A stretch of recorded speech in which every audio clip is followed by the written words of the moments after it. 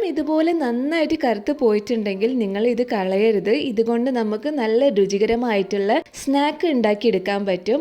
ഇത് ഒരുപാട് ടൈമൊന്നും എടുക്കാതെ പെട്ടെന്ന് തന്നെ നമുക്ക് ചെയ്തെടുക്കാൻ പറ്റുന്നൊരു റെസിപ്പിയാണ്. അപ്പോൾ നമുക്ക് വേഗം തന്നെ വീഡിയോയിലേക്ക് പോകാം. അതിനു മുമ്പായിട്ട് എൻ്റെ ചാനൽ ഇതുവരെ സബ്സ്ക്രൈബ് ചെയ്യാത്തവർ ഒന്ന് സബ്സ്ക്രൈബ് ചെയ്യണേ. എൻ്റെ വീഡിയോസൊക്കെ നിങ്ങൾക്ക് ഇഷ്ടപ്പെട്ടിട്ടുണ്ടെങ്കിൽ ലൈക്ക് ചെയ്യാനും മറക്കരുത്.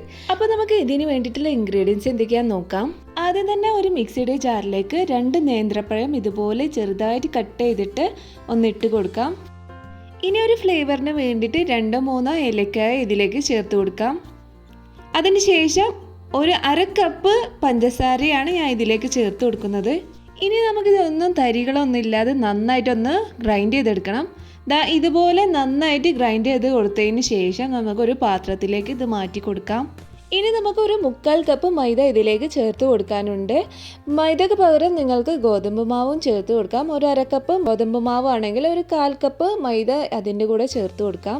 ഇനി നമുക്ക് 2 നുള്ളു ഉപ്പും ഒരു 1/4 ടീസ്പൂൺ ചെറിയ ജീരകവും ചേർത്ത് കൊടുക്കാം. ഇനി എല്ലാം ഇതൊന്ന് യോജിക്കുന്ന വിധത്തിൽ നമുക്ക് നന്നായിട്ടൊന്ന് മിക്സ് ചെയ്ത് കൊടുക്കാം. നന്നായി മിക്സ് ചെയ്ത് കൊടുത്തു കഴിഞ്ഞാൽ നമുക്കൊരു 1/4 ടീസ്പൂൺ ബേക്കിംഗ് സോഡ ഇതിലേക്ക് ചേർത്ത് കൊടുക്കാം. ബേക്കിംഗ് സോഡ ചേർത്തതിന് ശേഷം ഇത് നമുക്ക് നന്നായിട്ടൊന്ന് മിക്സ് ചെയ്ത് കൊടുക്കാം.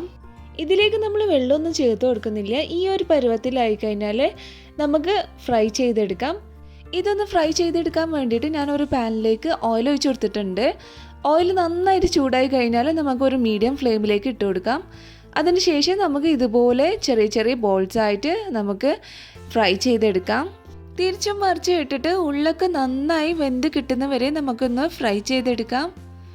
ഇതുപോലെ ഗോൾഡൻ ബ്രൗൺ ആയി കഴിഞ്ഞാൽ നമുക്കിത് കോരിയെടുക്കാം. വൈകുന്നേരം കുട്ടികൾ സ്കൂൾ വിട്ട് വരുമ്പോൾ പെട്ടെന്ന് തന്നെ നമുക്ക് ഉണ്ടാക്കിയെടുക്കാൻ പറ്റുന്നൊരു സ്നാക്കാണിത്. അപ്പോൾ എല്ലാവരും ഇതൊന്ന് ട്രൈ ചെയ്ത് നോക്കാം. നിങ്ങൾക്ക് ഈ വീഡിയോ ഇഷ്ടപ്പെട്ടിട്ടുണ്ടെങ്കിൽ ലൈക്ക് ചെയ്യാൻ മറക്കരുത്. എൻ്റെ വീഡിയോസ് നിങ്ങൾ ആദ്യമായിട്ടാണ് കാണുന്നതെങ്കിൽ ഒന്ന് സബ്സ്ക്രൈബ് ചെയ്യണേ. അപ്പോൾ നമുക്ക് അടുത്ത വീഡിയോയിൽ കാണാം.